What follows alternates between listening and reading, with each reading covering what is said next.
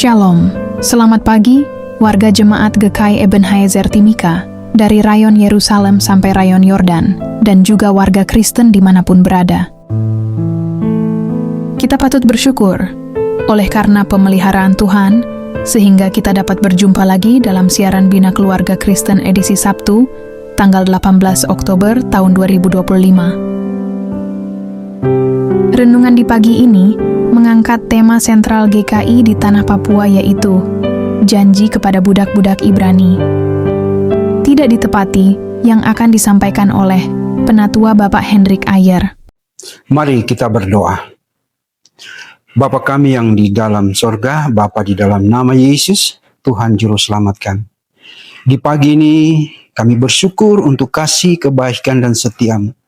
Kami berterima kasih Engkau sudah menjaga kami di sepanjang malam dalam tidur dan istirahat kami. Dan ketika kami bangun di pagi hari, kami masih bisa mendapatkan bahwa kami masih bisa bernafas, masih bisa melihat, merasakan. Bahkan kami masih bisa menggerakkan badan kami. Terlebih daripada itu, Engkau masih memberikan kami kesempatan untuk bersekutu dengan Engkau di pagi hari ini. Tuhan, kami hendak merenungkan kebenaran firman-Mu di pagi hari ini untuk mendasari kehidupan kami di sepanjang hari ini. Dalam melakukan segala aktivitas hidup kami, pekerjaan kami, apapun yang kami lakukan. Kami minta di dalam nama Yesus, berilah kami hati dan pikiran yang baik, supaya ketika kami membaca serta merenungkan firman-Mu, kami tidak hanya mengerti, tapi juga kami dapat mampu untuk menghidupi di dalam kehidupan kami tiap-tiap hari. Lalu Tuhan kami minta, tolong kami, berikan kami ketenangan dan konsentrasi untuk belajar firman-Mu di pagi hari ini. Berfirmanlah karena kami sudah sedia untuk mendengarkannya. Amin. Shalom, selamat pagi, salam damai sejahtera bagi kita. Warga jemaat GKI Ebenezer Timika dari rayon Yerusalem sampai rayon Yordan. Dan pendengar yang menyaksikan siaran Bina Keluarga Kristen yang dikasihi oleh Tuhan Yesus Kristus. Mari kita memberikan senyum bagi Tuhan. Saudara-saudari yang dikasihi oleh Tuhan Yesus Kristus, puji Tuhan untuk hari yang baru.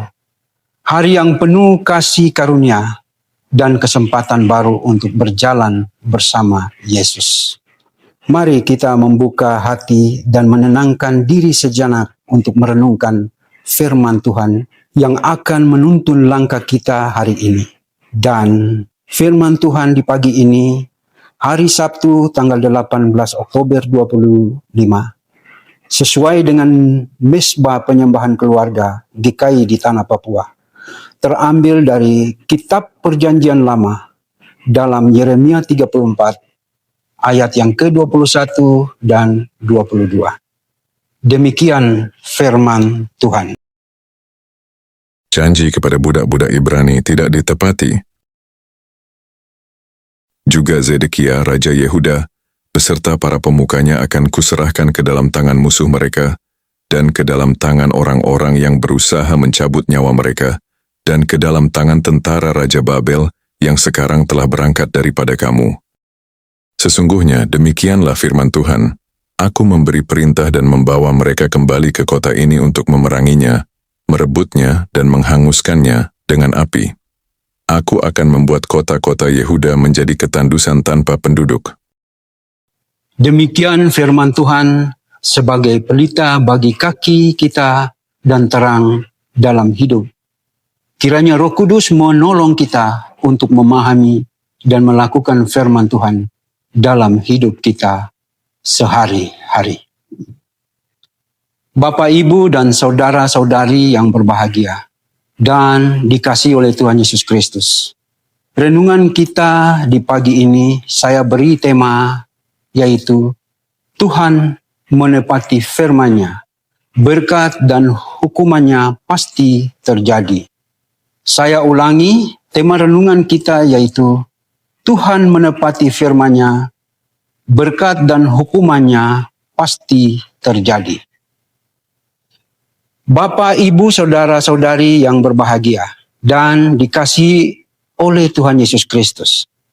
Pembacaan firman Tuhan di pagi ini merupakan bagian akhir dari pasal 34 yang menunjukkan bagaimana Allah menegakkan firman-Nya atas Yehuda yang telah melanggar perjanjian. Raja Sedekia dan bangsanya telah menunjukkan ketidaksetiaan sebab mereka pernah berjanji di hadapan Tuhan untuk membebaskan budak Ibrani, tetapi kemudian menarik kembali janji itu. Tindakan ini menjadi simbol kemunafikan rohani dan ketidaksetiaan terhadap Allah. Oleh sebab itu, Allah mengatakan bahwa Sedekia dan para pemimpin Yehuda akan diserahkan kepada musuh. Ini bukan hanya penghukuman politik, tetapi juga penghakiman rohani. Sebab mereka telah mengkhianati kebenaran dan kasih setia Tuhan. Bapak, Ibu, dan saudara-saudari yang diberkati dan dikasihi oleh Tuhan Yesus Kristus. Ayat 21 menguraikan kutipan kalimat yang berkata mengenai Sedekia, Raja Yehuda, dan para pemukanya, aku akan menyerahkan mereka ke dalam tangan musuh-musuh mereka. Bahwa ayat ini menunjukkan penghukuman pribadi dan nasional. Bahwa Raja Sedekia sebagai pemimpin bangsa bertanggung jawab atas pelanggaran perjanjian. Sehingga ketika pemimpin tidak setia kepada Allah, maka seluruh bangsa ikut menuai akibatnya. Karena Allah menyatakan bahwa Dia akan menyerahkan mereka ke tangan musuh. Artinya, Tuhan sendiri mengizinkan kekalahan dan kehancuran itu sebagai bentuk penggenapan firman-Nya. Ayat 21 ini mempunyai makna rohani bahwa Tuhan tidak pernah main-main dengan janji dan firman-Nya. Karena ketika manusia mengabaikan kebenaran dan keadilan, maka konsekuensi dosa pasti datang bukan karena Tuhan kejam, tetapi karena Dia adil. Dan ayat 22 dengan kutipan kalimat yang berkata, sesungguhnya demikianlah firman Tuhan. Aku akan memerintahkan mereka kembali ke kota ini dan mereka akan memeranginya. Di sini Allah menegaskan bahwa tentara Babel yang sempat mundur akan datang kembali untuk menghancurkan Yerusalem. Bahwa hal ini menunjukkan tidak ada yang bisa menghalangi rencana Allah. Sekalipun manusia mencoba menghindari, tetapi apa yang difirmankan Tuhan pasti digenapi. Baik janji berkat maupun janji hukuman. Ayat 22 ini mempunyai makna rohani bahwa ketika Allah berbicara, firman-Nya tidak akan kembali dengan sia-sia. Sebab apa yang diucapkannya pasti terjadi. Karena itu, ini menjadi peringatan bagi kita agar tidak mempermainkan kesetiaan kepada Tuhan. Bapak, Ibu, dan saudara-saudari yang dikasihi oleh Tuhan Yesus Kristus. Firman Tuhan di pagi ini memberikan 4 pesan penting bagi kita, yaitu yang pertama, Allah setia pada firman-Nya, bahwa baik dalam janji berkat maupun dalam penghukuman. Ketika kita taat, kita menerima berkat, tetapi ketika kita melawan, kita menuai akibatnya. Yang kedua, kesetiaan kepada Allah adalah ukuran iman sejati. Bahwa Yehuda gagal karena mereka hanya taat di permukaan, namun hatinya tidak sungguh-sungguh. Yang ketiga, pemimpin rohani dan bangsa bertanggung jawab atas teladan mereka. Bahwa Raja Sedekia menjadi contoh ketidaktaatan di puncak kepemimpinannya yang membawa penderitaan bagi seluruh rakyat. Dan yang keempat, Tuhan mengingatkan kita agar menepati janji dan perjanjian dengannya. Karena Tuhan ingin kita hidup dalam kejujuran, keadilan, dan kasih setia. Warga jemaat GKI Ebenezer Timika, dari rayon Yerusalem sampai rayon Yordan, pendengar yang menyaksikan siaran Bina Keluarga Kristen yang dikasihi oleh Tuhan Yesus Kristus. Dengan demikian, Yeremia 34 ayat 21 sampai 22 yang telah kita baca dan dengar di pagi ini memberikan kesimpulan untuk mengingatkan kita bahwa Tuhan adalah Allah yang setia dan adil. Dia menepati setiap perkataannya, maka jangan pernah bermain-main dengan janji kepada Tuhan. Karena ketika kita berjanji, melayani, memberi diri, atau hidup benar di hadapannya, maka kita harus menepatinya dengan tulus. Yeremia 34 menutup minggu ini dengan teguran lembut, yaitu jangan hanya setia ketika keadaan baik, tetapi tetaplah setia meski situasi sulit. Karena kesetiaan itulah yang meneguhkan iman dan membuka jalan bagi pemulihan. Bapak, Ibu, dan saudara-saudari yang diberkati dan dikasihi oleh Tuhan Yesus Kristus. Dalam mengakhiri minggu ini, marilah kita pertama memeriksa kembali hati dan janji kita kepada Tuhan. Kedua, bertobat dari segala ketidaksetiaan dan kemunafikan. Ketiga, berkomitmen untuk hidup setia dan jujur di hadapan Allah. Sebab Allah yang kita sembah adalah Allah yang setia menepati firman-Nya, baik untuk memberkati maupun untuk mendidik dengan kasih melalui teguran dan hukuman.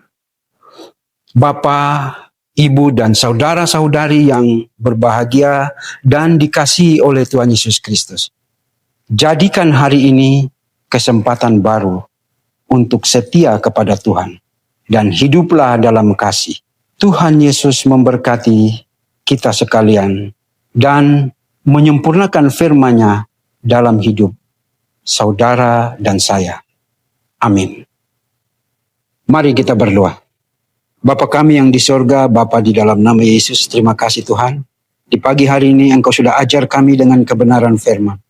Tolong kami supaya kami dapat mampu menghidupi firman-Mu dalam kehidupan kami tiap-tiap hari. Ajarlah kami untuk tetap setia ketika kami melakukan janji kepadamu. Kami mau setia untuk menepatinya, supaya kami dapat hidup berkenan di hadapan. Terima kasih untuk firman-Mu. Tuhan, tulis itu dalam hati kami, materaikan dengan kuasa Roh Kudus, supaya kami dapat mampu melakukan dalam kehidupan kami tiap-tiap hari. Terima kasih Tuhan untuk kebenaran firman. Di pagi hari ini berdoa juga untuk jemaat dari rayon Yerusalem sampai Yordan, keluarga pertama hingga keluarga yang terakhir. Mari datang Tuhan memberkati setiap mereka dalam kehidupan mereka di hari yang ke-18 di bulan Oktober ini. Kiranya tangan kasih Tuhan menyertai, menuntun, dan memelihara mereka. Apapun pergumulan yang sedang mereka hadapi di hari ini, Tuhan kiranya memberkati. Hamba berdoa bagi mereka yang bergumul dengan sakit penyakit. Mari Tuhan datang, jamah, pulihkan dan sembuhkan. Berkati makan, minum, obat-obatan, bahkan perawatan yang mereka jalani. Biar lewat semuanya mereka dipulihkan dan disembuhkan. Mereka yang bergumul dengan mencari pekerjaan, Tuhan buka peluang kesempatan itu bagi mereka. Ketika mereka mendapatkan pekerjaan, biarlah di sana ada pujian, hormat, kemuliaan bagi nama Tuhan.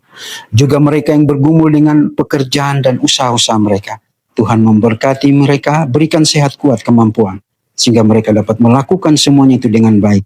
Biarlah saya akan melakukan untuk Tuhan. Juga berdoa dalam pergumulan kehidupan rumah tangga, sebagai istri, sebagai suami, sebagai anak-anak, sebagai orang tua, sebagai pemuda-pemudi, Tuhan memberkati.